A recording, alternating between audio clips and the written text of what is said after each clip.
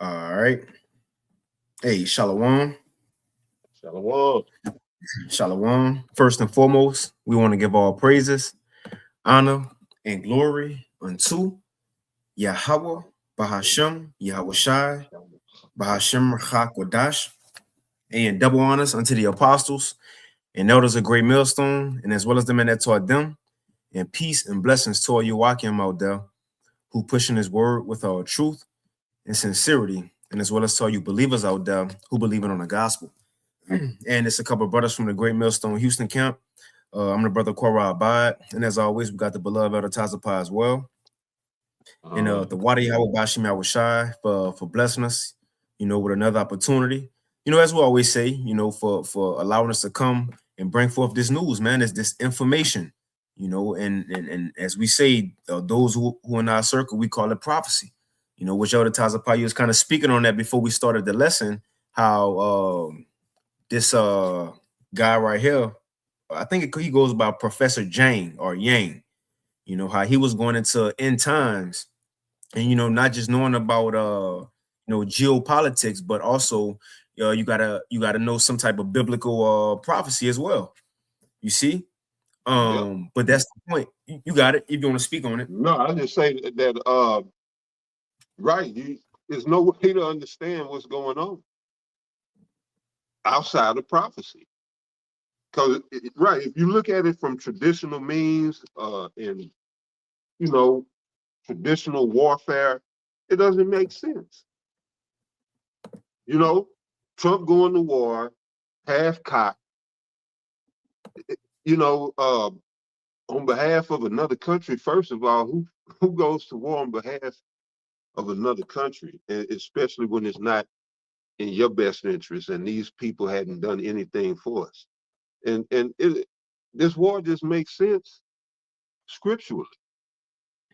You have to understand that this is the end of a dynasty, an empire. The kingdom of Edom is coming to an end, and we get to watch it in real time. We get to witness it. All right, we're witnessing the fall of one of the biggest, baddest empires that the Most High been raised up on the face of the earth. I'll bring this out right quick before we kick it off. 1 second, Lord. All right, so this is, let's see.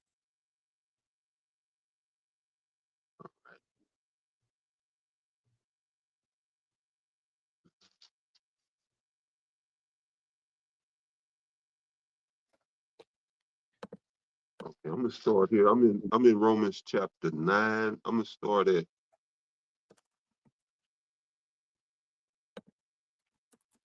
verse 17. I'm gonna start at 16. So this is Romans chapter 9, verse 16. So then it is not of him that willeth, nor of him that runneth, but of Yahweh, Hashem Yahweh Shai, that showeth mercy. For the scripture said unto Pharaoh, even for the same purpose have I raised thee up, that I might show my power in thee. Now, at the time of the Pharaoh, when we as a nation, all right, us Negroes, Latinos, and Native Americans today, predominantly, when we was in Egyptian captivity, that was the most powerful empire of its time, all right, and probably to that date. And then the Most High used that or rose them up to make a statement, to show the world that he ruled, to show them Daniel 4:17, that it's the Most High that ruleth in the kingdom of men. All right. So back in Romans 9:17, for the scripture said unto Pharaoh, even for this same purpose have I raised thee up, that I might show my power in thee, and that my name might be declared throughout all the earth. So the Heavenly Father rose these Edomites up, brought them to prominence, all right? So tough that the world looked at this devil in marvel, all right? Only so the Most High could bring him to this point, make him look like a complete idiot, utterly expose him, and then take him down. And let the world know again that the Most High ruleth in the kingdom of men. And he give it to who he want to give it to, and he's about to give it to us. All right? It's going to be a righteous world. All right? Us being the Israelites, the true children of Israel. All right? Let me see. All right, this is verse 18. Therefore hath he mercy on whom he will have mercy, and whom he will harden it.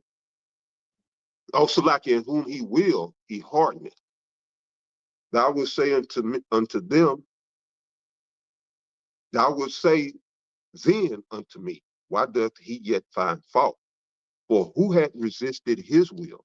Nay, but, O man, who art thou that repliest against Yahweh Bahashem Yahweh Shai? Shall the thing formed say to him that formed it, why hast thou made me thus? Had not the potter power over the clay of the same lump to make one vessel unto honor and another unto dishonor? And this is what's coming, into play in the earth. The battle of good versus evil. That vessel of dishonor, all right, is going to be taken down by the vessel of honor. And when you go back and you read the 13th verse, and this is quoting, well, Paul was quoting Malachi 1:4. But Jacob have I loved, Esau have I hated. So those are the two vessels. Esau is the vessel of dishonor. You can look at how he's conducting his warfare. Yep. It's one thing to employ guerrilla tactics, but these people, they lie, cheat, backstab, and do everything underhanded. That's what a dishonorable person would do. All right. And we, Jacob, the sons of Israel, we are the vessels of honor. All right. Now this is verse 22. What if Yahweh Ba'ashem Yahweh Shai, willing to show his wrath and to make his power known, endured with much long suffering the vessels of wrath fitted to destruction. All right, and that's Esau, the sons of perdition, sons of destruction. And that he might make known the riches of his glory on the vessels of mercy, which is us, the children of Israel, which he had afore prepared unto glory. All right. This is why we crop. And why we excited, all right? Because Lord willing, we be the ones prepared unto glory, but we will not receive that glory until this empire falls, or in the midst of it falling. All right. And this is what we are. We're in the midst of this falling. All right. And we can see a brother just bust out with spiritual power at any time, because it's just that volatile right now. We don't know what's going to happen from day to day. You see? But go ahead, Doc. You good. Now I was reading this article, man. It's got me going back to this game card. Oh, the Illuminati game? Yeah. All right, but yeah, what happened to it? Which one charismatic leader? You find it? Yep, I think let's see. Yep. All right, cool. Yeah, so what happened to it? And two, Shalom to all the Akim, Akwa that's tuning in. Yahweh Bashim Yahweh Shai Barakatham. Y'all brothers come with them precepts. Baba Kasha. But yeah, what happened to it? So the title of this one is, the other times I popped it off, but it says Thursday Live, the beast shall hate the whore, and the petrodollar to the MOTB system. You see, and that's the way things going, man. And as he said, the Lord raised Pharaoh up, ancient Pharaoh, to the heights him in Egypt was, all the way all for the purpose of bringing him down to let his name be known. Well, now you got the so-called white the man, world the done forgot. Edomite. Mm-hmm. That's it. Yeah, and hey, like Yahweh Shai Okay. said, then you can hear me. Now, yeah, you was gone for a minute, but you Okay. good. Now you said the world forgot about the Lord, huh? Yeah, they forgot. Yep, and that's why Yahweh Shai said, I believe it's in John 12. If a brother want to snag it, Baba Kashab, but I believe it's in John 12. But Yahweh Shai said, Father, glorify thy name. Yahweh Shai, Yahweh Shai said that, and it says it was a voice from heaven saying, I have already glorified it, and I'm gonna glorify it again. Right? Guess what? We in that Oh yeah, again. yep. Con. We in that Yeah. again. Like, yeah, the Lord glorified it back then when he let the world know who he is. And that again, we live in that again because he raised a so-called white man up. And you know how great this judgment and all the things you about to see, how great it's got to be. Like you said, all the times apart from what the Lord did in Egypt, there was 10 plagues to the chariot, to the water, the sea splitting. People forgot about all that. From here on Yep. out, after the Lord Yep. bring this instruction, people go remember this forever. So what gotta happen if he did that back then like that and people forgot what he gotta do now, him and Yahweh Shai now for people to not ever forget this ever again. That's the times we live in it. And he set the so-called white man up for that very purpose. So he can be Yep. used to show the world the true power of the Lord and put things in order, man. Because as we about to go into, Lord willing, it do be edifying, but through the spirit that at the end of the white man's world, everything is a circus right now. Everything is in chaos. He's spiraling. He rushing. Revelation 12. That's the house scripture. Revelation 12 and 12. He losing his mind. We see him actively losing their mind, rushing themselves into their destruction. Man, you was about to say something, Elder Tazapah? No, I was just laughing. Yeah. No, you good. Go ahead. Con. So we can go ahead and play this video. Kim Iverson, she posted this. And I You got it. got some of what you just said though. You got My it. bad. Right quick. All right. This is Isaiah chapter 47, verse 12. Matter of fact, verse 10. Yeah. This is Isaiah 47 and 10. For thou hast trusted in thy wickedness. Thou hast said, none seeth me. Thy wisdom and thy knowledge, it hath perverted thee. And thou hast said in thine heart, I am, and none else beside me. And this is the sentiment of America, which comes from who? Esau, Edom. All right. And this whole world is under the influence of who? Esau, Edom, the Edomite. Right. All right. And this is why this is why the world is like it is. It's like Apostle Tahar said in his video, if you small hats y'all the true Jews, why y'all not enforcing the Sabbath?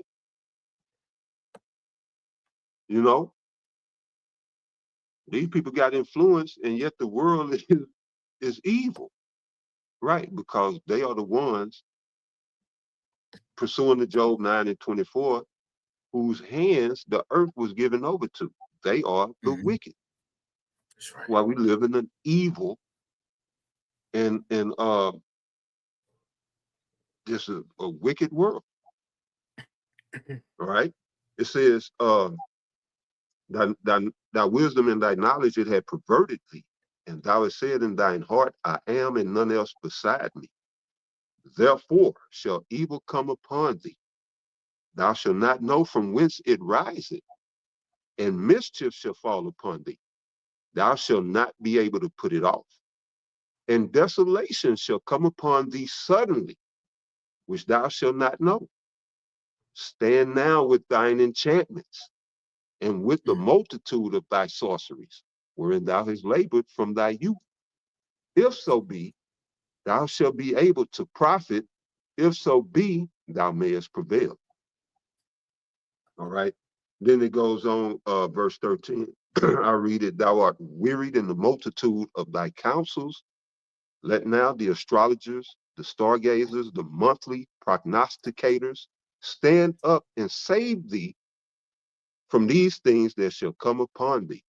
All right. So Esau don't have an answer. And you know, speaking here in America, Trump and his cabinet, they was going in, they thought they had it. Mm-hmm. They thought Iran was going to bow, is what they thought, or that they could make Iran bow. And Iran stood up, and that's let the weak say, I am strong. And now, just like that, they're in a quagmire. And so the scripture saying, no, use your witchcraft. Just call your monthly prognosticators and your stargazers and all that. And let them see if they can help you with Iran. But go ahead, brother. That was it. Yeah, he ain't got it. You know, No, like he don't have it at all. And they had, well, you got the video on. Yeah. They hit Qatar. Some people thinking he might be losing it. And then, I mean, he's in his 80s or close to his 80s. Yeah, that's too much strain. Even on a young man, that's a strain. You know, it's hey, I don't know. I don't know the state of his mental health, but that's too much responsibility at that age. And then trying to go to war. Maybe at peacetime he could do it, but right now you need somebody in their 50s, maybe 60s, that been, like Apostle Tahar said, that then came up in the ranks of the military. This one right now, you need a wartime commander in chief, not not a real estate investor. So they got a real estate investor as commander in chief, a shady businessman as commander in chief in wartime. And then y'all think y'all gonna win this? Come on, y'all. But go ahead, That's it. Yeah, come on. But he about to say he was shocked. Well, we didn't know Iran was coming like that. You know, they shocked us. Right. You know? Not What you counting mean? thoughts at all. That's it. You got it. But go ahead, brother. No, you got it. Go ahead. Yeah, he a fool. Saudi Arabia, UAE. Let me play it back. It's a little sharp.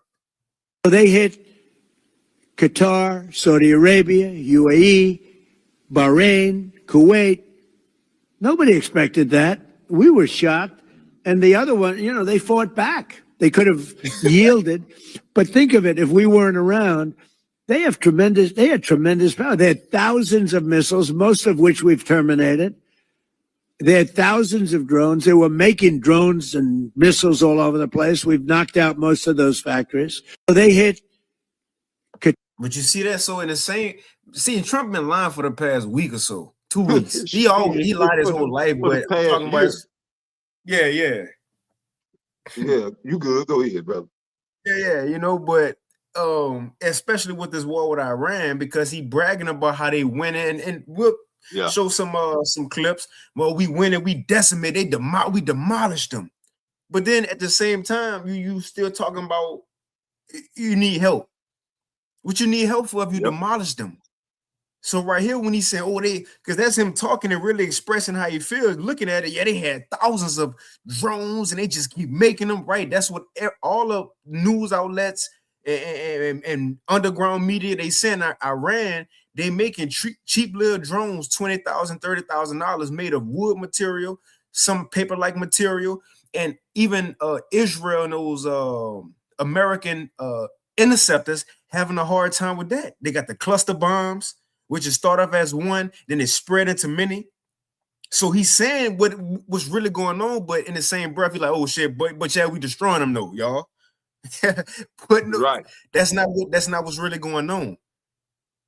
Nope. And like you brought out that Isaiah 47 of the Tazapar, those old tactics of deception and using the media to tell the American people anything, especially like going to the moon. They at that time people believed what they seen and heard on the news, radio stations, or seen on TV. They didn't have really nothing else to go off of. So now you're in the time you have other. We could watch news from somewhere in China, right, and what they call the Middle East. But we don't just have America Live to lean on. We see what's going on. We see video. Everybody got cameras now. So that's not working no more. He can't just tell the people what he told the people in the past, like the former president. It's over with now. You got it, though. Salaki. Oh, man. Yeah, you said a lot right there. But you good. Go ahead. We'll play this quick little opening from Kim Iverson because she go into how Trump losing his mind. He all over the place. And that's Bible prophecy, man.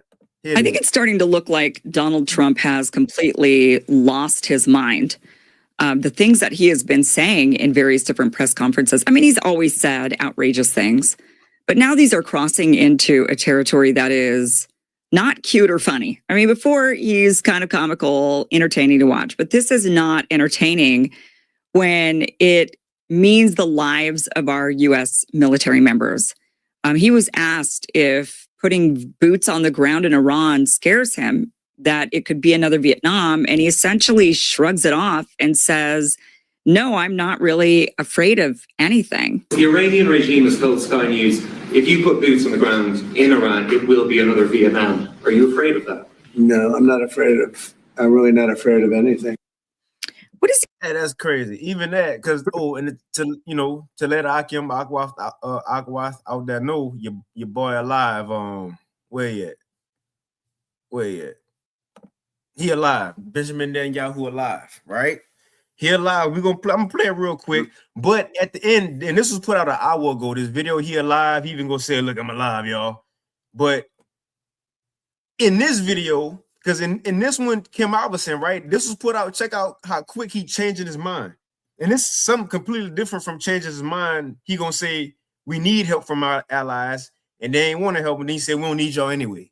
So this was put out 23 hours ago, and he was saying, we ain't scared to put boots on the ground. It could be another Vietnam. Now today he said, nah, I ain't putting troops nowhere. I ain't doing that. But let's play this real quick because he alive. First of all, I just want to say I'm alive, and you're all witnesses. And I want to close these opening remarks with one other fake news, and that is that Israel somehow dragged the U.S. into a conflict with Iran. I'm going to jump to Trump real quick because we'll play this in a few. But look how he changed his mind today and said, nah, I ain't putting no boots on the ground. Do you intend to lift sanctions on Iranian oil, and do you intend to potentially put U.S. troops or more troops in the region? No, I'm not putting troops anywhere.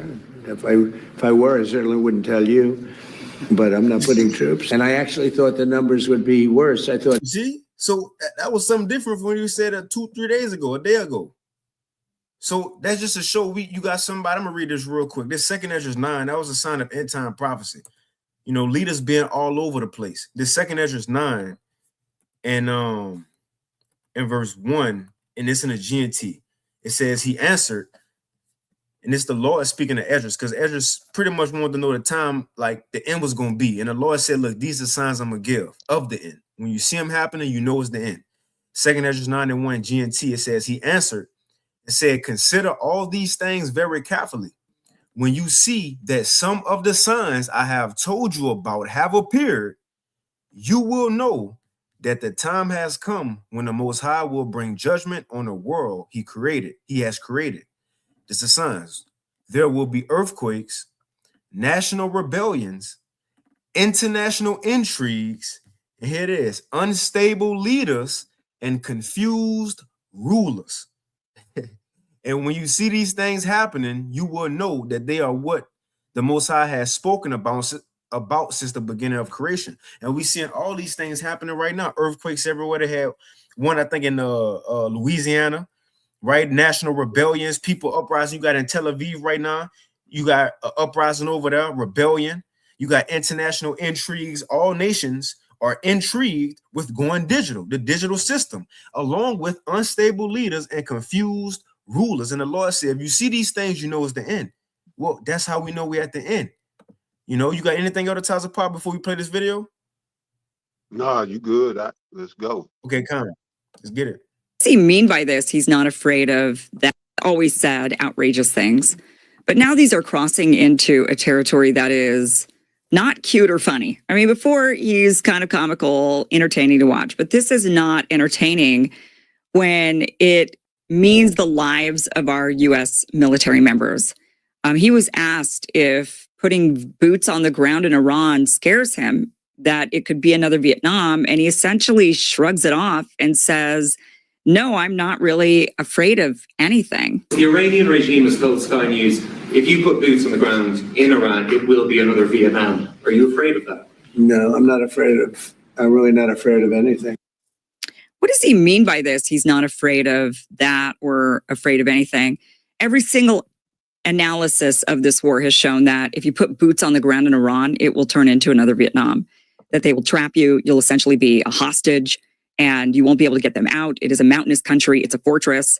And yet Trump is saying, nah, let's go ahead and send the troops in and it won't turn into another Vietnam. This is the same president that just recently said, oh, nobody informed him that Iran would actually bomb all of the countries in the Middle East, that they would close the Strait of Hormuz. This is stuff that has been run through over and over and over in war games. And yet Trump is acting like he's never heard these before.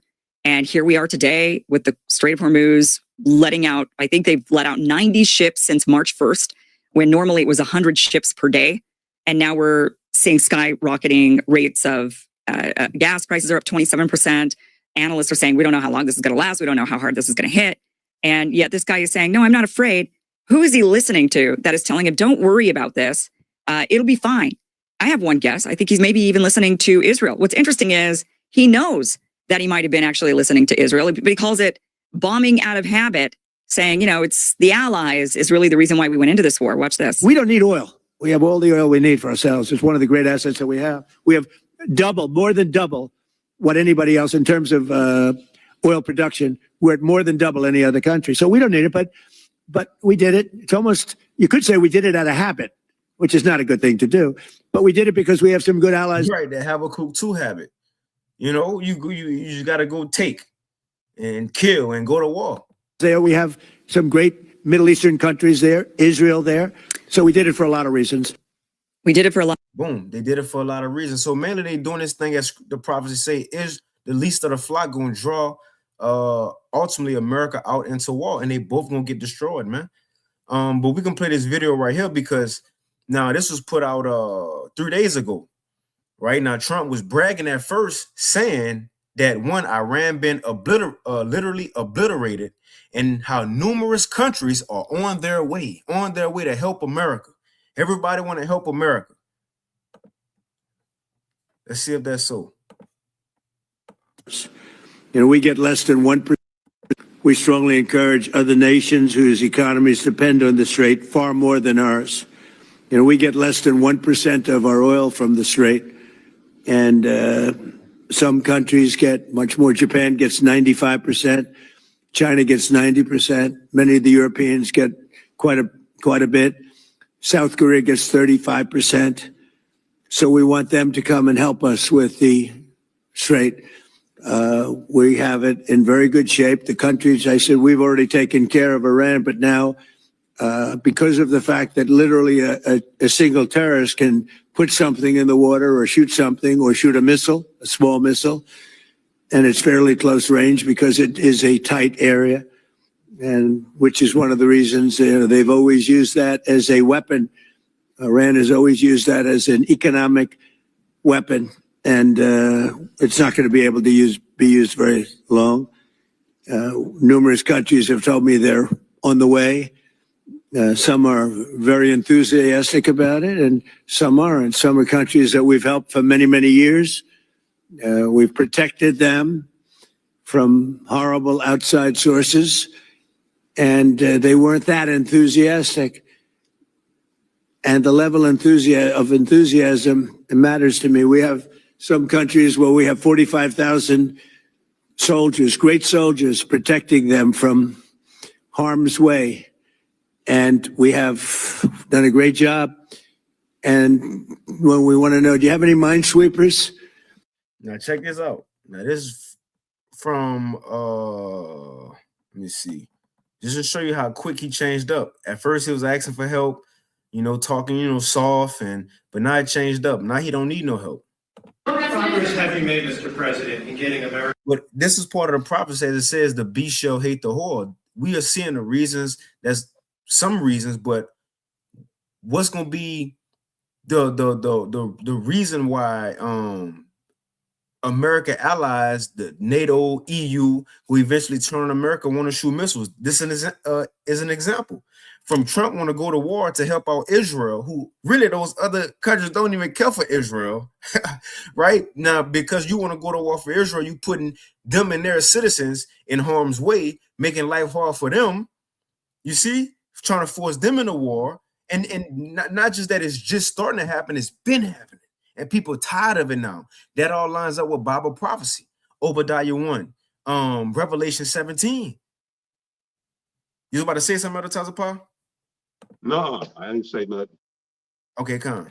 America's allies to assist the U.S. in escorting those oil tankers through the Strait of Hormuz? Well, we don't need too much help, and we don't need any help, actually. In fact, we just put out a notice. I was watching over the last couple of weeks, and all of our NATO allies were very much in favor of what we did. They thought it was very important. We were just discussing it, actually.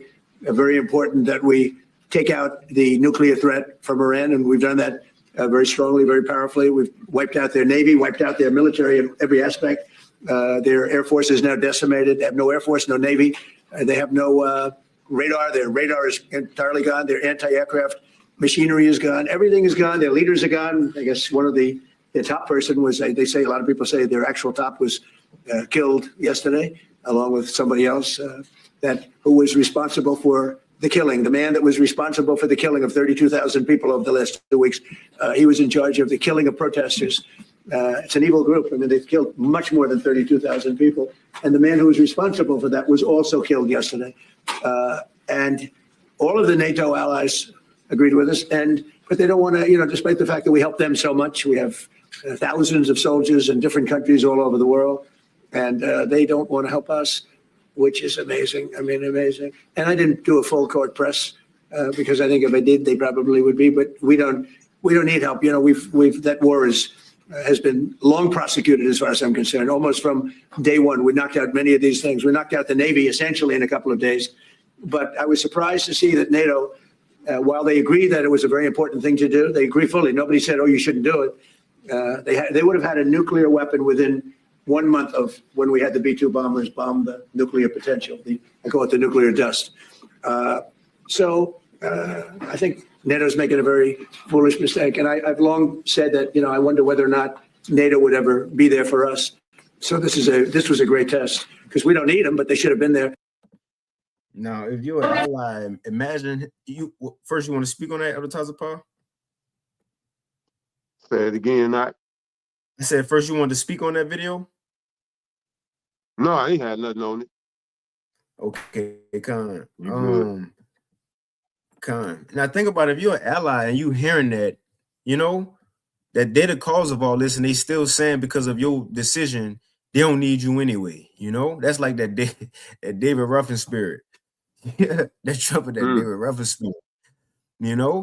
But and so that's further pushing them away. Imagine when really the economy, get hard for all these allies, and then prices go up because Europe gonna feel it first before America really feel it like that.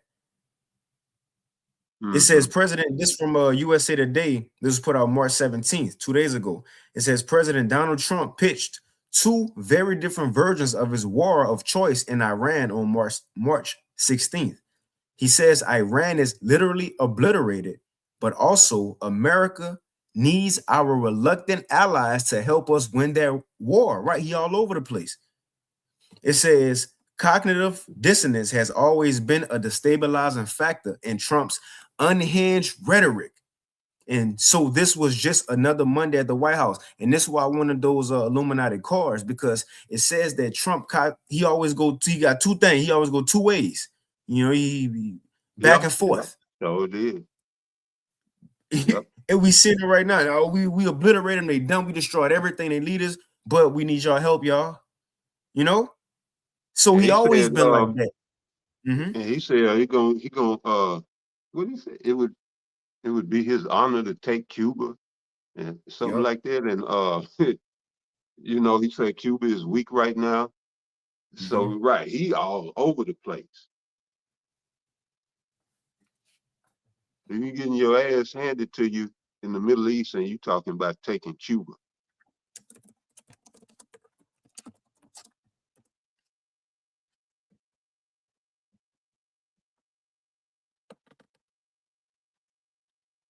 Yep. That is right there. He said, it's a quote. It says, Trump says, I can do anything I want. And it says, it's my honor. It says, it's my honor to take Cuba. I'll have the honor of taking Cuba. Yep.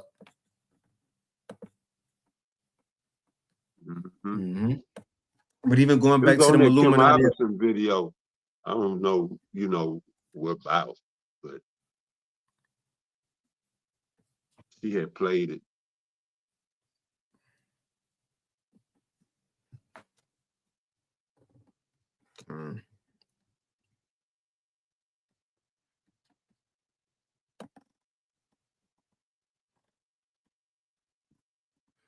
Yeah, but on his going back to this, we brought this out a few times on a Thursday Live, but that Illuminati card game.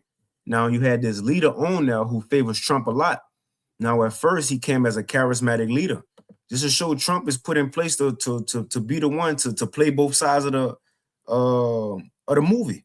You know, for lack of better words, to play both sides. For the people, so the people could think, oh, he for us, you know, he against the deep state. Right, you know, his attitude, he ain't gotta listen to nobody, and right, he all for us. But at the same time, he really doing the bidding of the elites. So first he go come as a charismatic leader. You see the blonde hair, everybody got their mouth open at him. That's one side of him, but the other side was enough is enough. And this looked like Trump. Yeah, it looked like him. Yeah, enough is enough. This is the other side of that charismatic leader, man. So we see both sides right here. Look. Come on. You see, we see both sides. And now, well, that's Revelation 13. How we seen the first term Trump was the lamb. You know, the second term Trump is going to be the one who spake as a dragon. That's what it is. That's what we seeing. Yeah, I read this one right here. It says pbsnews.com. It says Trump's failed strong arming of allies on Iran shows pressure is losing its effect. And that's another thing. America ain't what it once was no more. I'll get this in real quick, but America it's not what it once was. Yep. You know, everybody feared it. If the president or American to say something, the nations will listen. They'll do it. Now they talking back. Iran talking back. Iran holding their own, you know, so far.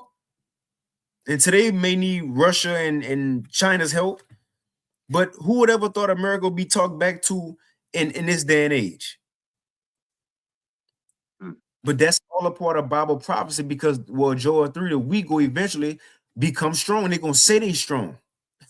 Till we go say they strong. America became content in having power since the roughly 1945 after World War II, you know, when it was far ahead of other countries, you know, militarily, economically, you know, eventually had all nations tied to the dollar, the petrodollars. We'll touch on that at the end. That's out the way. So what's next?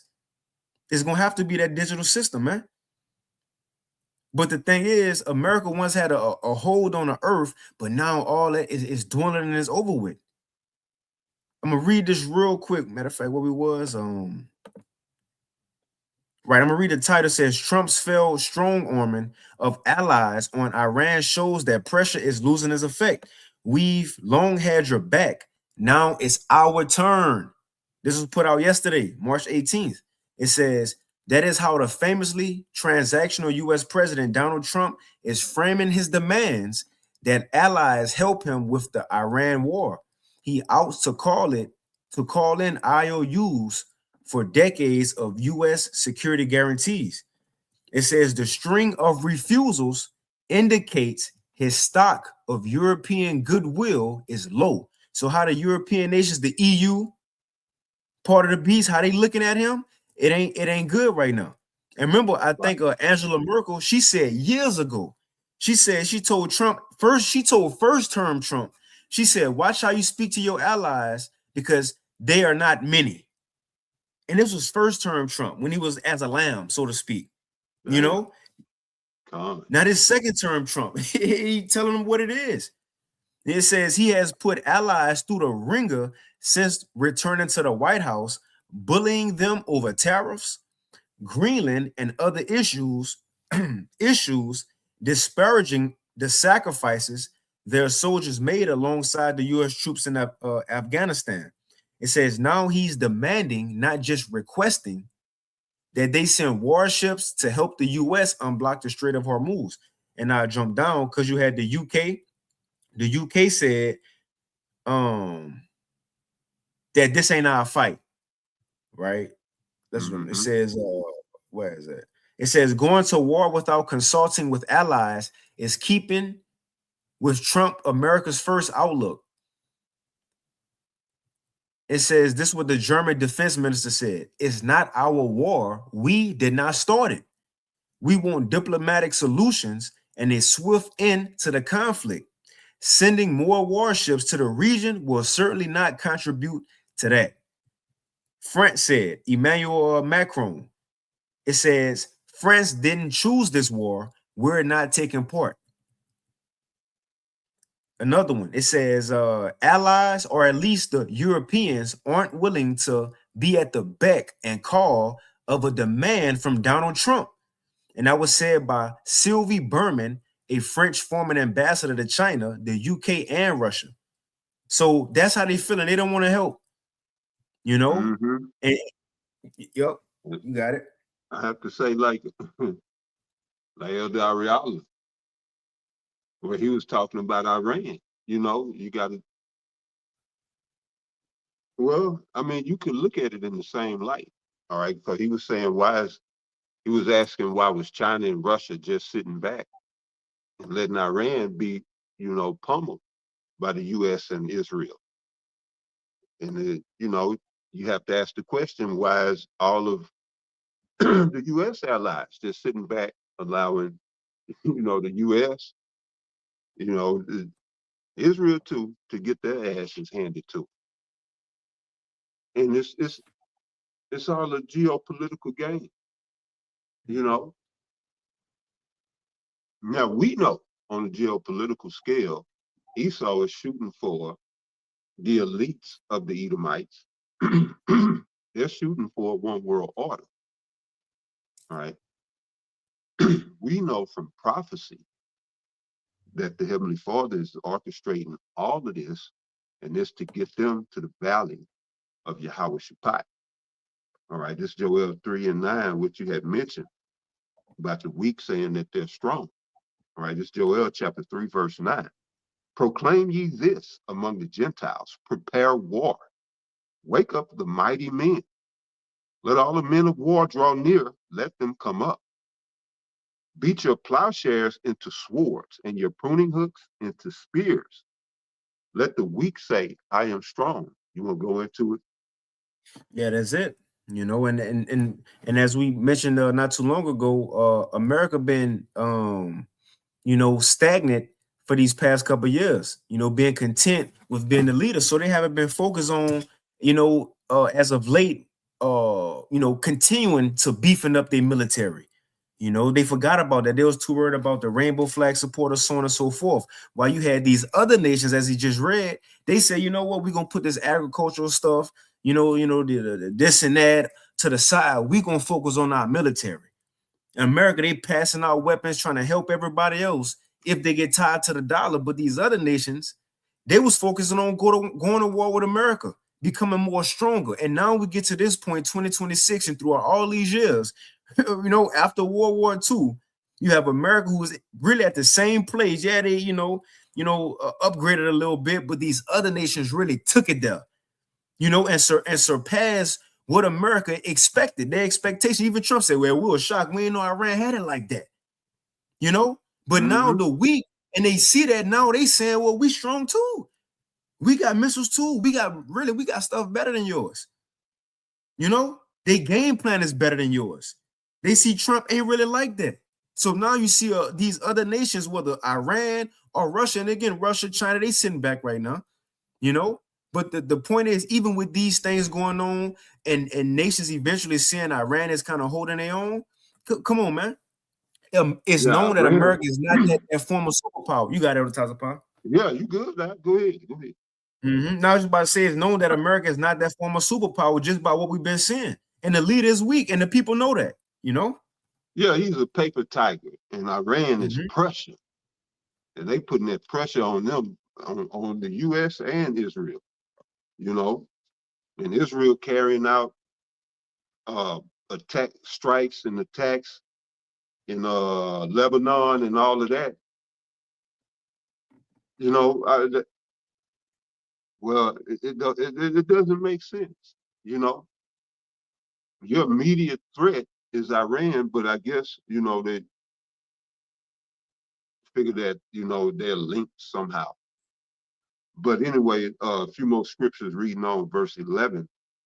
It says, "Assemble yourselves and come, all ye heathen, and gather yourselves together round about thither.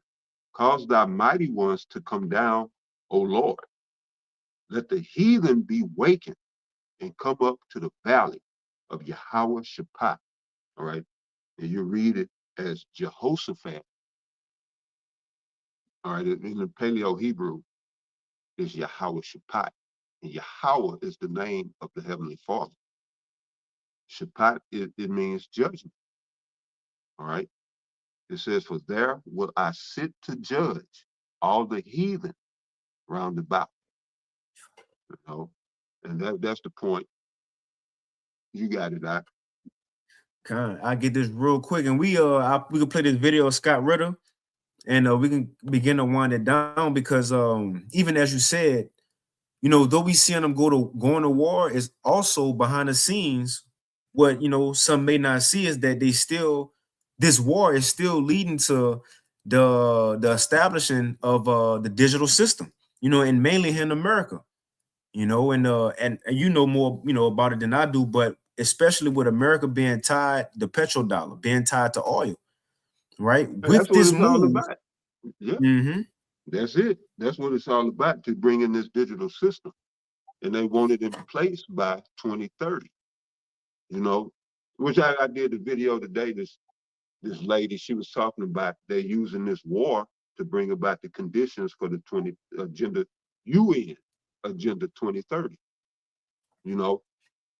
There's so much going on, shit, you forget about all these agendas and shit. But right, agenda 2030. That's what this war is about. Agenda mhm. 2030, which comes with your own personal microchip. So that's what this is all about. And then there's talks of, you know, shutdowns, grid shutdowns and blackouts and all of this, which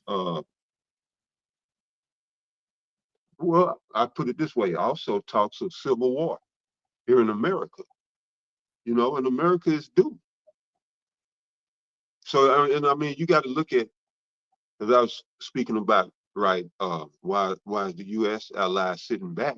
Right. I'm going back to the point Elder Ariala made, because they're all told to sit back, all right, to allow for the destruction of this current or the passing economic system. All right. Iran is the last peg left on the board, the last um, bishop, whatever, queen, king, whatever. They the last man on the board. All right. If you go by Wesley Clark and what he said years ago, decades ago, that the U.S. was slated to take out 7 countries in the Middle East, and they've done it, all except for Iran. All right. And so now it's come down to that. And, you know, in doing this, then they're both, because America hadn't been struck physically, but America is being struck financially and politically. Um, Donald Trump's political career is done, you know, and going back to what we said, he already damn near 100 anyway. But the history books won't favor him, you know, when it's all said and done. And he was still walking around with all this pride trying to save face and still put on that front as if he's got everything under control. He obviously doesn't. Well, I mean, it depends on how you look at it. Because they're all taking orders. They're all taking orders. You know, and what's being done right now, although America is not being hit, the economy is being hit. The petrodollar is being hit. All right. But in the meantime, Iran is raining oil. Streets is full of oil. This shit is on fire. Half of it. A lot of it. All right. They being hit, but they have the capacity to still continue this war. But Iran is fucked up right now. It's blacked out from smoke and oil, and I'm sure they probably don't have, you know, utility, electricity and all that. And well, although America had not been hit yet, that's what's coming. Attacks on the grid, attacks on, you know, on our utility stations, water pumping stations, all of this. That's the first thing you take out. But my point in what I'm pointing out, all right, in this exchange between the U.S. and Iran is going to have to get, because, well, matter of fact, no, they already on board. I was going to say they have to get on board with the digital money, but they already calling for a digital yuan, because they said that you played the video, right? Or we didn't play that one yet, about this past Saturday. Iran saying any ships want to come through the strait, you can come, but you got to buy your oil in yuan. All right, but it's digital yuan. So we already going to the digital system. I believe they're asking for digital yuan. And so the petrodollar is effectively being destroyed. So yeah, look for the shit to come to America. That's the only thing left. Look for the shit to come to America. You know, Israel already getting it. Israel is pummeled. That shit look like, you know, total devastation. And Iran is total devastation all throughout the Middle East. Yeah, it's America's time to be touched. But that's what's going on in the midst of it. All right, a new system is coming about. They going forward with this Agenda 2030, the UN. I keep leaving that out. The UN Agenda 2030. All right, they on par. All right, they on par. And Trump, whether they putting him through the humiliation ritual or he's actually in, you know, mental decline, everything is on schedule. But Esau Edom, but we know what Job said when he is about to fill his belly. That's why I said that, because it's going to look good for him up to a point. And we ain't talking about the low level. Trump is low level. We talking up at the top. So yeah, brother, go ahead. I just wanted I just looked this up while you was talking. I just put select. I'm sorry. Go ahead and say that again. Now, while you was talking, I had typed this in Iran digital currency, and there's a AI overview. It says Iran is actively leveraging a roughly $8 to $11 billion cryptocurrency ecosystem. It says the central bank digital currency CBDC. The central bank of Iran has been developing a crypto real or a Rams real to improve international trade efficiency, and reduce reliance on the US dollar. So, but that just to back you up, they into it just because they got, they in the ancient, land, so to speak, they got history from the past, and they wear the hair wraps, and they ain't got Jordans and everything out there like Nikes and shit like that.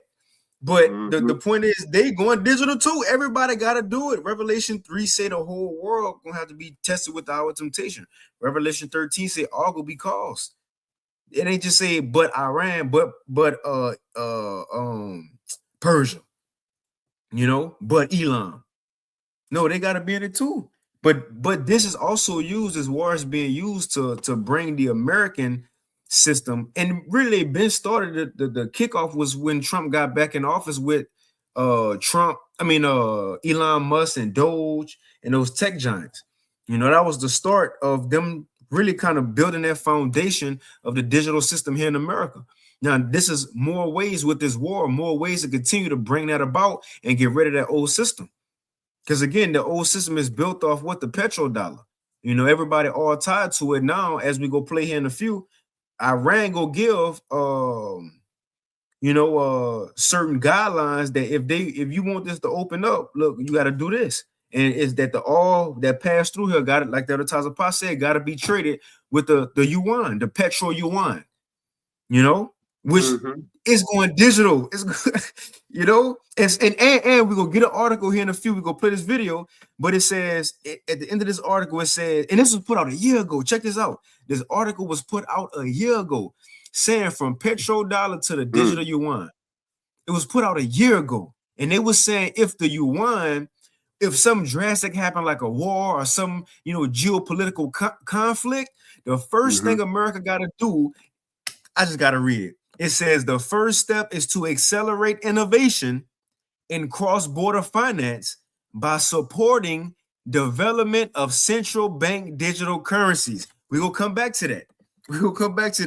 So if they said if the yuan, this was a year ago article, if the yuan gets strength, something drastic happened, the first thing America got to do is CBDC. Come on, man. But let's go ahead and play this quick. You were about to say something, Salaki? No, it makes sense. Yeah, that makes sense. But you good. We'll play this quick video from Scott Ritter. It says the U.S. is abandoning all our Asian and Middle Eastern allies.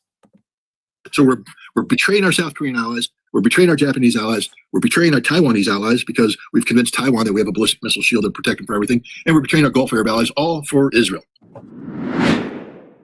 This is from antiwar.com. It says the U.S. is moving parts of its THAAD missile defense system from South Korea. THAAD in South Korea against the South Koreans' desires. System from South Korea to the Middle East. It says that the subheadline is South Korea's president said he was against the move, but could not fully oppose it. So can you tell me what that is about and what is the ramifications of that? Sure. Well, the THAAD is our upper tier anti-missile system for tactical defense. We put the THAAD in South Korea against the South Koreans' desires a couple years ago because it's destabilizing. The Chinese said, please don't do it because if you do it, we're going to have to reposition our missiles because we can't allow you to have an anti-ballistic missile capability that close to. I'm going to just read this precept first and I'm going to replay this video because this is what we seeing happen is Bible prophecy playing out. Salaki. This Obadiah 1 and verse 1 in the NLT. It says, we have heard a message from the Lord that an ambassador was sent to the nations to say, get ready, everyone, let's assemble our armies and attack Edom. I'm going to jump down. Verse 6, every nook and cranny of Edom will be searched and looted. Every treasure will be found and taken. Here it is. Verse 7, and all your allies will turn against you. One more time. And all your allies will turn against you. We seeing that happening. This is reasons why the beast gonna hate the whore. It says all your allies. Go ahead. It says all your allies will turn against you. Obadiah 1 and 7 in the NLT. It says they will help to chase you from your land. They will promise you peace while plotting to deceive and destroy you. Your trusted friends will set traps for you and you won't even know about it. Come on, man. We seeing that literally play out in live time. And what we see in the media, nations might tell Trump and them, yeah, we're on your side. Yeah, we gonna come help. Yeah, we gonna do this. The scripture says they're gonna be plotting behind your back, setting you up. So we seeing, and we're gonna continue to see reasons through pride, through war, through deception, through hard times in the economy, while American allies go want to turn against them, lying and breaking treaties and promises. It says, and at that time, not a single wise person will be left in the whole land of Edom. You got advertiser, Pa? It's like it. Yeah, it's just saying it's a potential right now for the digital yuan. It says the use, and this is the AI overview. Okay, it says under Iran sell oil for digital yuan. It has a bulletin point, right? The digital yuan potential. It says the use of digital yuan, and in parentheses, it's got E dash capital CNY. It says for oil payments fit into the long-term 25-year cooperation plan, which aims to boost Chinese investment in Iranian energy infrastructure. So this also in AI overview. And it says, yes, Iran sells a significant portion of its oil to China, often using the Chinese yuan. It says, and increasingly exploring digital yuan to settle payments. This allows both nations to bypass U.S.-led financial sanctions and reduce reliance on the U.S. dollar, with China buying nearly 90% of Iran's exported oil. But that ain't the money. But that's basically it. Let's see here. Yeah, that's it.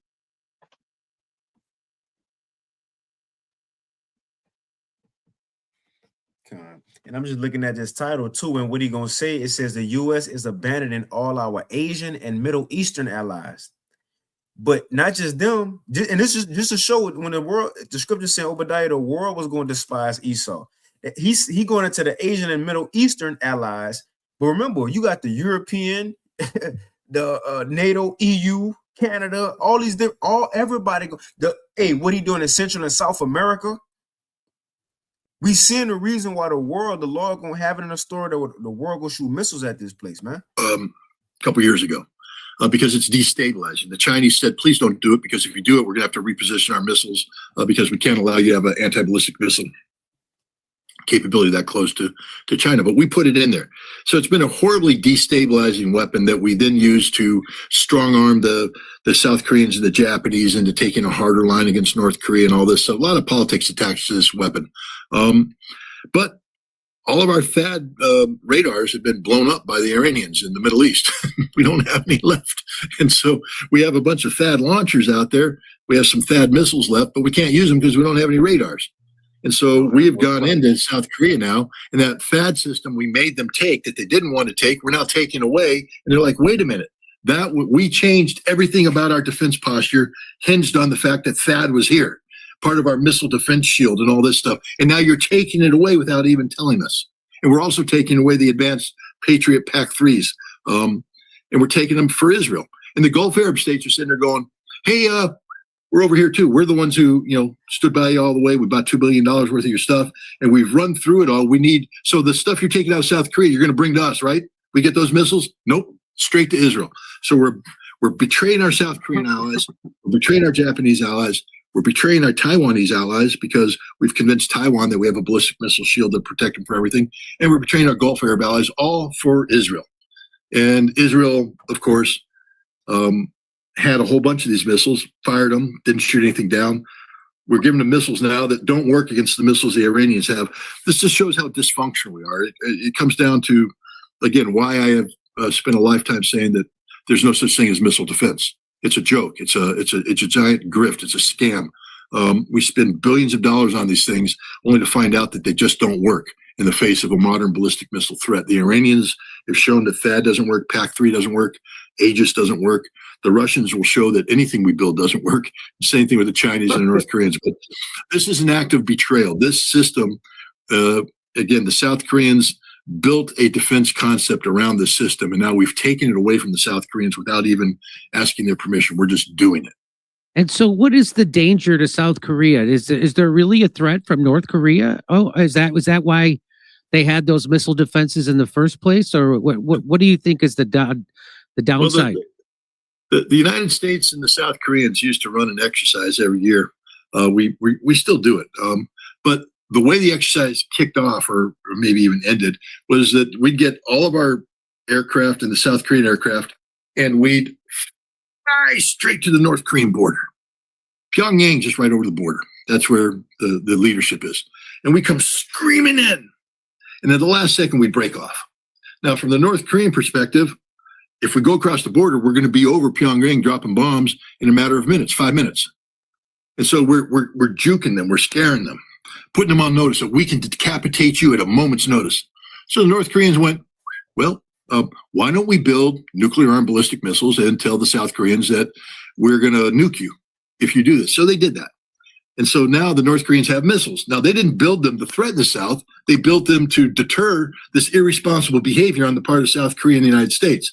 Now they have that, and the South Koreans are freaking out. Wait a minute, they got missiles. So we bring in THAAD to tell the South Koreans, we will defend you from the North Korean missiles that were built because you and I were playing stupid games, sending aircraft surging to the borders. That's what's going on here. North Korea is not a threat to anybody. North Korea wants to live in peace. The proof is the Russians again. I know I'm going to be accused of being Vladimir Putin's little bitch, but the Russians are the ones that opened up tourism in North Korea. The Russians are the ones that have, they go to North Korea and they ski down on this modern ski lift. They have modern hotels. North Korea can function properly if we just give them a chance. We're the ones that have isolated them. They used to show a map. The CIA used to brag about this, the satellite, and because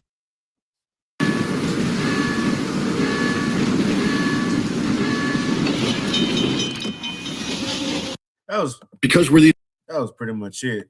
He's just going into points of why America losing allies, why people feel the way they feel about the U.S. And it's not getting better, it's just getting worse. Remember, say Esau got a short time, so it ain't like they go say sorry. It's just gonna keep going. Mm-hmm. So they got an egomaniac in office. Mm-hmm. But yeah, that was it. Oh, even to back you up on the types of pockets, I see it right here to the right. It says, how you were saying eventually America you got it. Go ahead. You good. Now you were saying how eventually America go get touched. It says drones have been detected over the military bases where Marco Rubio and Pete Hegseth, where they living right now, because they can't stay, at their house because people go come against them. How people feeling, so they got to stay at military bases, but they scared now because drones and stuff flying over. That's good. Yeah, That's good.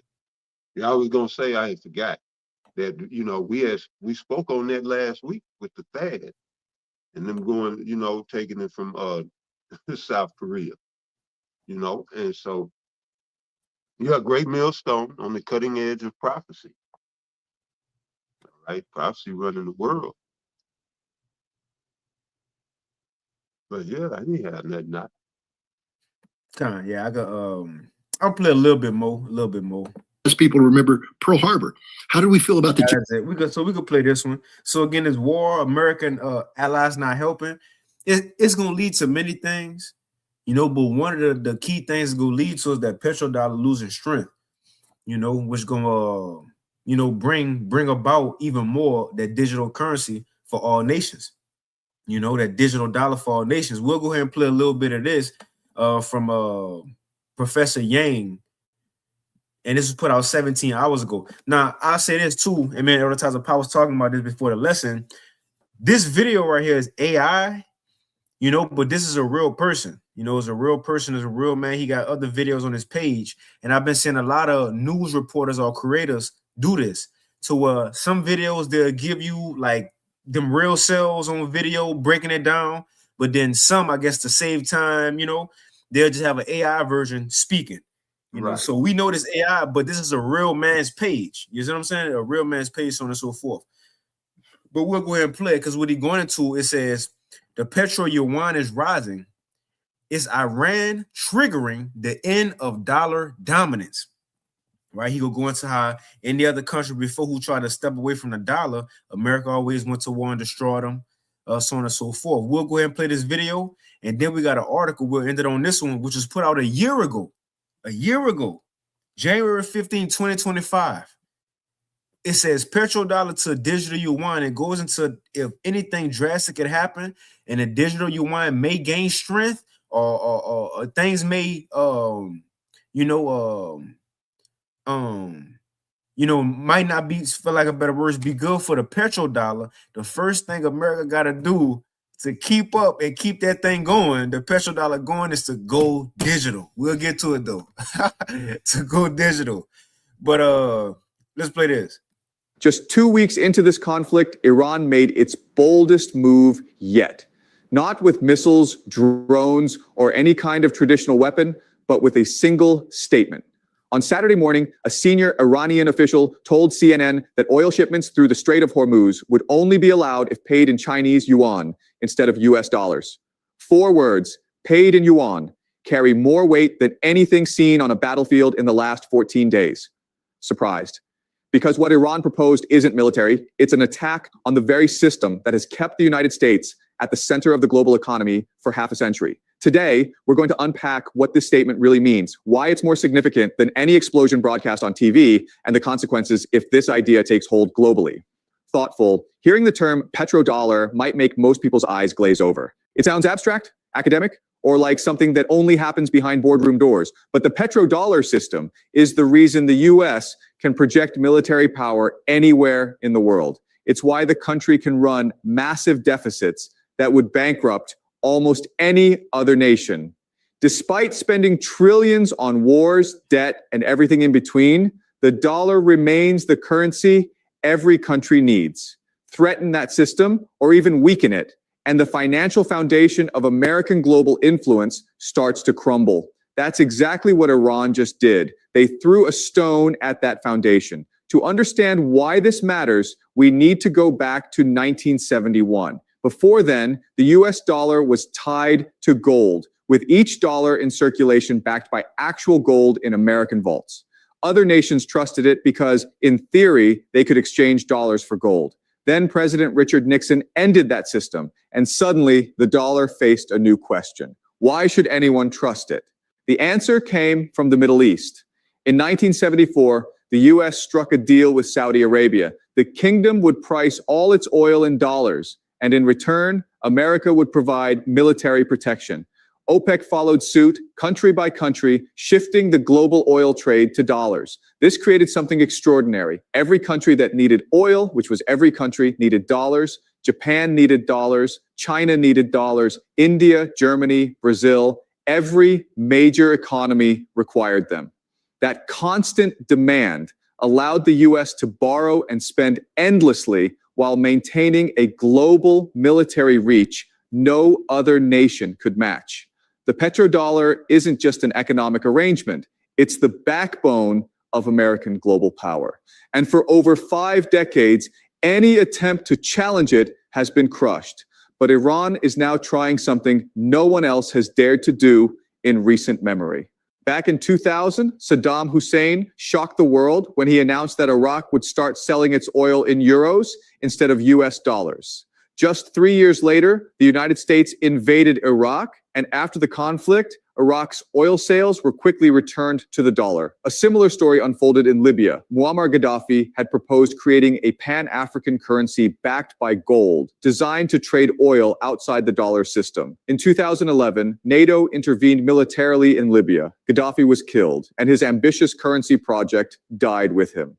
Venezuela presents another case. President Nicolas Maduro strengthened his country's economic ties with China and actively promoted oil trade beyond the US dollar. In January 2026, the Trump administration moved decisively against him. Analysts note a clear pattern here, which they call the petrodollar war theory, the idea that nations attempting to challenge the dollar's dominance in oil markets often face severe consequences, sometimes far beyond ordinary sanctions or diplomatic pressure.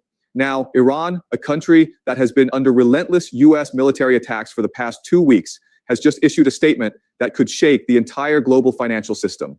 Iran says it will allow the passage of oil tankers through the Strait of Hormuz, but only if their cargoes are paid in Chinese yuan rather than US dollars. This is no small detail. Read it carefully. Iran is not merely reopening the strait. They are reopening it on new financial terms, terms that deliberately exclude the dollar, that favor China, and that could set a historic precedent in the 52-year history of the petrodollar system. If I may add real quick too, it ain't just that it's gonna be the the petrodollar die, and then now the global currency is the yuan, or as they call it, the petro yuan.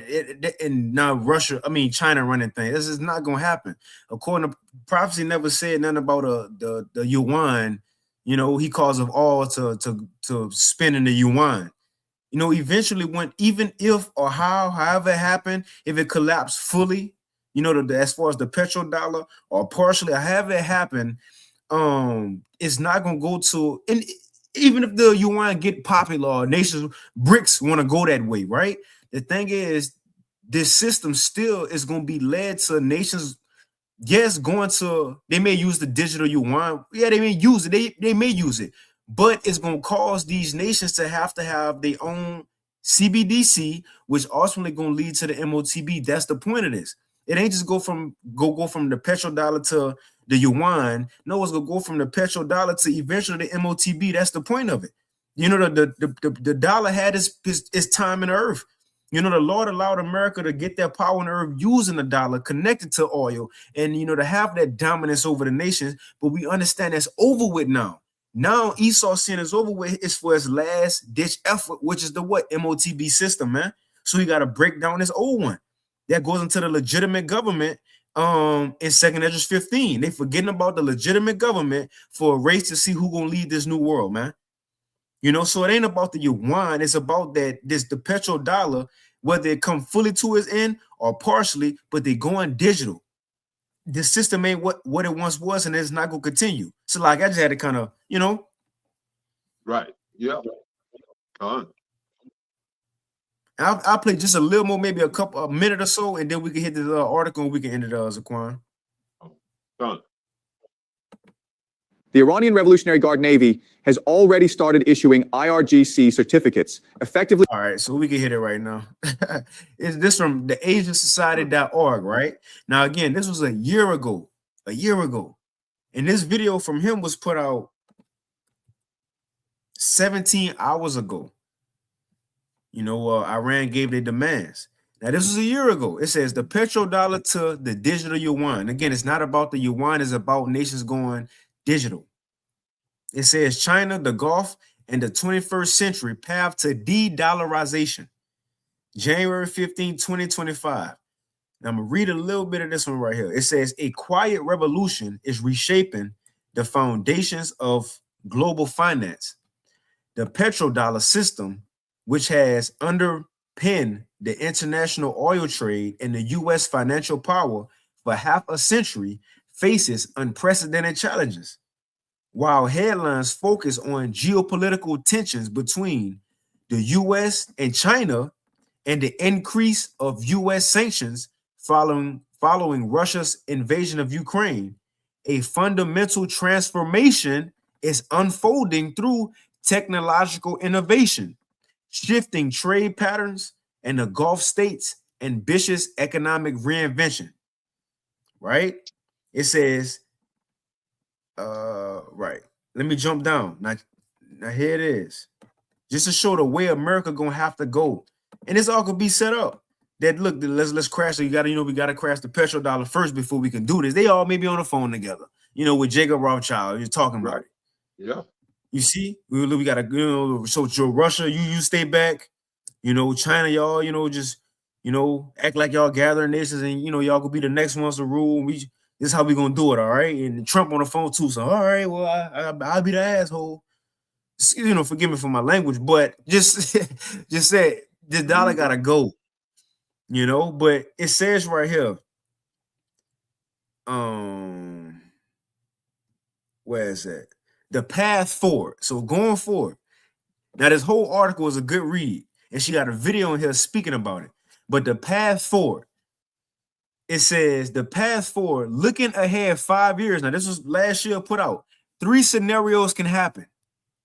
Right now, we know the plan. Elder Taza Pop is saying it in his lesson. The plan is for them to fully have this established, the digital system, in 2030, like 2029, and then 2030. Like in 2030, it's done.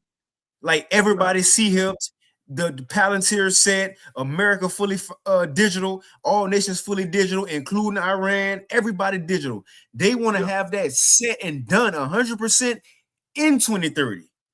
Like December 31st, 2030, 2029. The thing is, if they want to have that set by then, guess when they got to start? Now. Yeah, they need it going right now.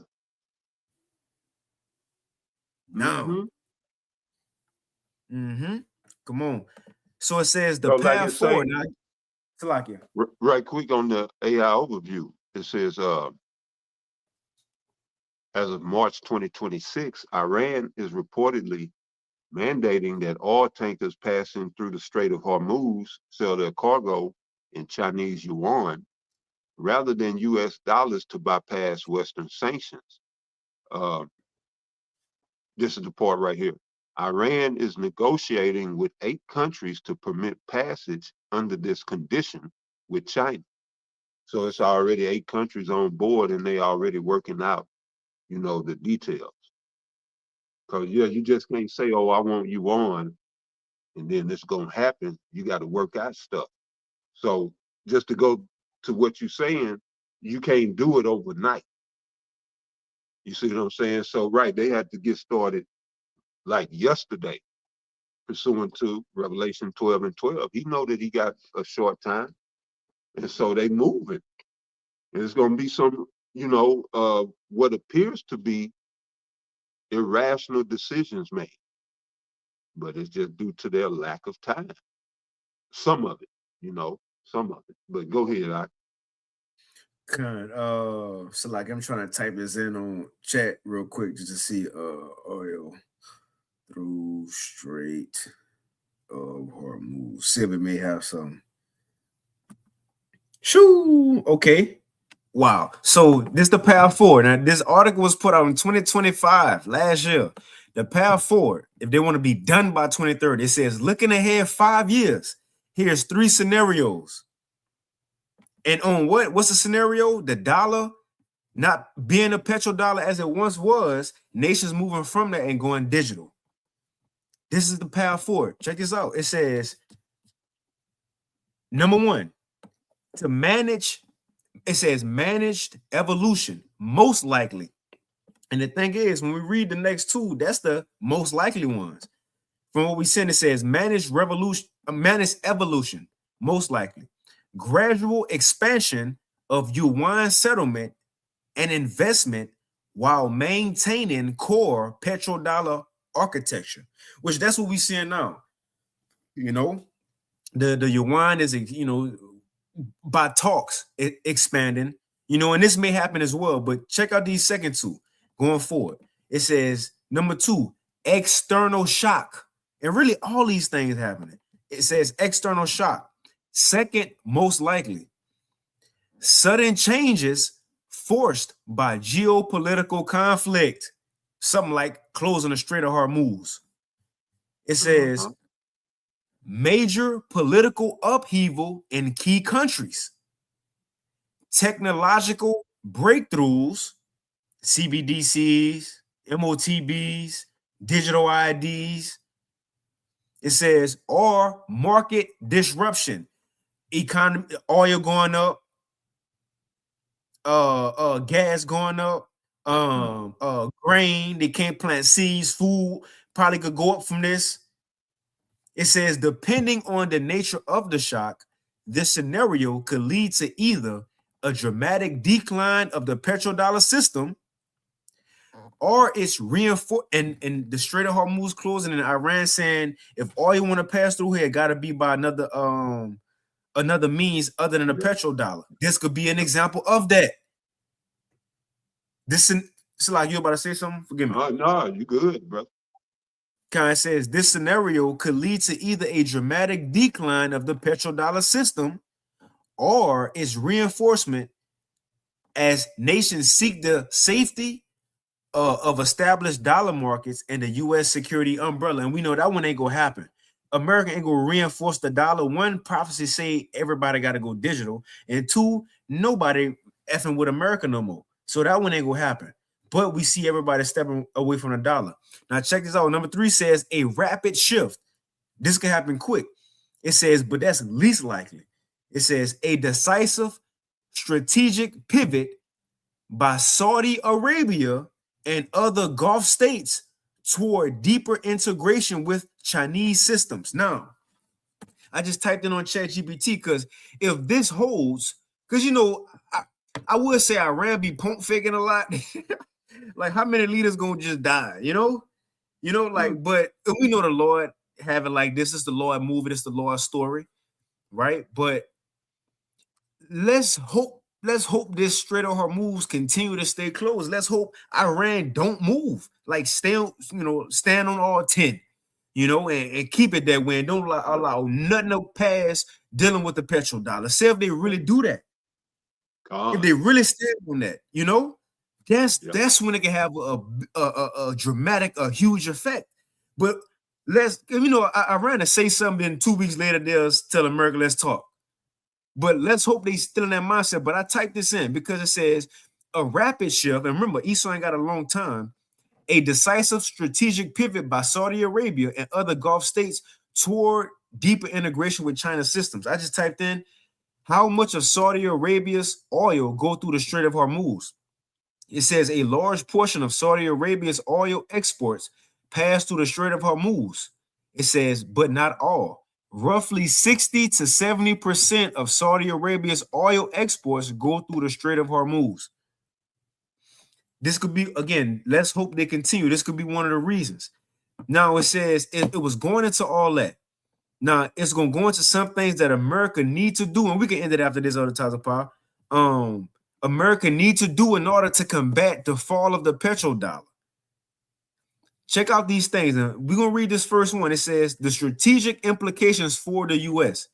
For the United States, maintaining international financial leadership requires strategic adaptation. So they got to adapt to what's the world around them. It says modernizing dollar-based global infrastructure, strengthening Gulf partnerships, and developing framework for managing parallel payment systems. Success lies in preserving fundamental advantages while competing effectively with emerging alternatives. It says China's strategy focuses on creating viable alternatives for specific functions rather than attempting to fully replace the dollar's international role. The Gulf states must balance their need to rapidly transform their fossil fuel-based economy against security considerations. Now, here it is. The report recommends several critical priorities for the U.S. Critical means expressing adverse. It says, this is the one, of a situation or problem having the potential to become disastrous at a point of crisis. So this is something serious that America needs to focus on. It says the report recommends several critical priorities for U.S. policymakers. This is the first one. Check this out, and this is where we going, man. This is where the system going. It says, first, to accelerate innovation in cross-border finance by supporting development of central bank digital currencies while maintaining the advantages of the existing base dollar systems. They got to go to the CBDC. They got to go digital. in order to keep up, America got to go digital. They got, and not just that they got to keep up. Yeah, they got to keep up because Second Edge 15 said they're gonna fight to see who's gonna rule a new world. You know, but everybody around them going digital, but prophecy say so. They have to do it. You got it, advertiser, Paul? No, I ain't had nothing. I just was saying, yep. Kind. And I finish it out. It says second. So the second thing, first thing they got to do is go to a CBDC. Second, to strengthen strategic partnership with Gulf states by supporting their economic transformation initiatives and facilitating U.S. technology companies' participation in their mega projects. America might eventually agree with the digital system as far as oil, and Americans gonna be shocked that it's separated from the petrodollar. Who knows how it could play out? But America might agree to this new way of doing things, not because it's, because prophecy say so. It got to go digital. It says third, lead efforts to reform international financial institutions, and it says, and finally, modernize market infrastructure to the U.S. markets that remain the world's deepest and most reliable. But so that's the path forward. The first thing America got to do, if this really go down the way it's looking like, and we hoping, they have to go to a CBDC.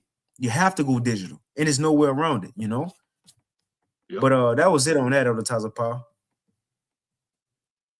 Yes, Con. I ain't had nothing, brother. Con, that's it. Well, and we'll right there we'll end it. Lord willing, this lesson was edifying. With that, we want to give all praises, honor, and glory once again unto Yahweh, Bahashem, Yahweh Shai, Bahashem Rachakwadash, and double honors unto the apostles and elders of Great Millstone, and as well as the men that taught them. And peace and blessings to all you Akim out there who pushing this word, and as well as all you out there who believe on the gospel. And keep fighting, keep pushing. And with that, shalom. Shalom. Shalom. Hey, the water for tuning in, the water Akim for the precept. Shalom.